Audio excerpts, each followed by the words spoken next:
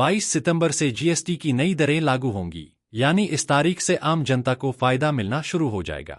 वित्त मंत्री निर्मला सीतारमण ने शुक्रवार को कहा कि जीएसटी रेट कट का लाभ आम आदमी तक पहुंचना चाहिए। उन्होंने इस बात पर जोर दिया कि केंद्र 22 सितंबर से प्रभावी नई कर व्यवस्था के क्रियान्वयन पर करीबी नजर रख रहा है। वित्त मंत्री ने साफ तौर पर यह कहा है कि अगर नागरिकों को जीएसटी सुधार के तहत वादा की गई राहत से वंचित किया गया तो निर्माता, उद्योग हितधारक और राज्य सरकारें जवाबदेह होंगी।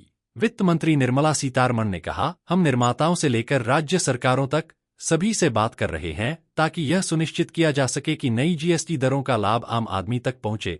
अगर किसी राज्य में जीएसटी का लाभ नागरिकों तक नहीं पहुंचता है तो कार्रवाई की जाएगी। इस बारे में राज्य के वित्त मंत्री से पूछताछ की जाएगी।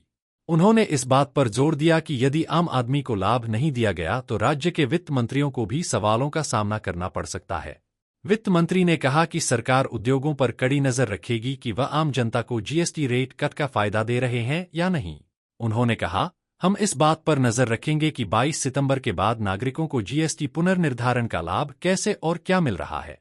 आइए जानते हैं वित्त मंत्री की जीएसटी से संबंधित खास बड़ी बातें। वित्त मंत्री निर्मला सीतारमण ने विपक्ष की ओर से जीएसटी को गब्बर सिंह टैक्स कहने को लेकर हमला बोला है। उन्होंने कहा कि आज 91% टैक्स लगाने वाले जीएसटी का श्रेय ले रहे हैं। निर्मला सीतारमण ने बताया कि सरकार ने राज्य प्राधिकरणों और उद्योग प्रतिनिधियों सहित सभी हितधारकों के साथ विचार विमर्श किया है ताकि यह सुनिश्चित किया जा सके कि लाभ उपभोक्ताओं तक पहुंचे। उद्योगों ने हमें आश्वासन दिया है कि वे इसका लाभ उन तक पहुंचाएंगे। जीएसटी में व्यापक बदलावों के बावजूद पेट्रोल और डीजल जीएसटी से बाहर हैं। सीतारमण ने इसकी वजह बताई। उन्होंने कहा, हमने जानबूझकर इस प्रस्ताव में पेट्रोल और डीजल को शामिल नहीं किया। कानूनी तौर पर हम तैयार हैं, लेकिन यह फैसला राज्यों को लेना होगा। वित्त मंत्री निर्मला सीतारमण से एक छात्रा ने सवाल किया कि पढ़ाई महंगी हो गई है, इस हिसाब से जीएसटी 2.0 में एजुकेशन इंस्टीट्यूट की फीस का टैक्स क्यों नहीं घटाया गया है। इसके जवाब में वित्त मंत्री निर्मला सीतारमण ने कहा कि जहां पर वास्तविक शिक्षा दी जा रही है उन संस्थानों पर सरकार ने टैक्स का बोझ नहीं बढ़ाया है।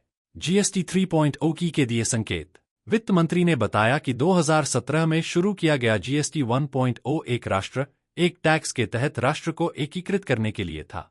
उन्होंने कहा कि जीएसटी 2.0 सरलता पर केंद्रित है और उन्होंने संकेत दिया कि भविष्य में जीएसटी 3.0 और भी सुधार ला सकता। उन्होंने कहा, वन नेशन वन जीएसटी अभी मुमकिन नहीं। वित्त मंत्री ने कहा कि अभी तो यह नहीं, लेकिन शायद कभी आगे चलकर ऐसा कर दिया जाए।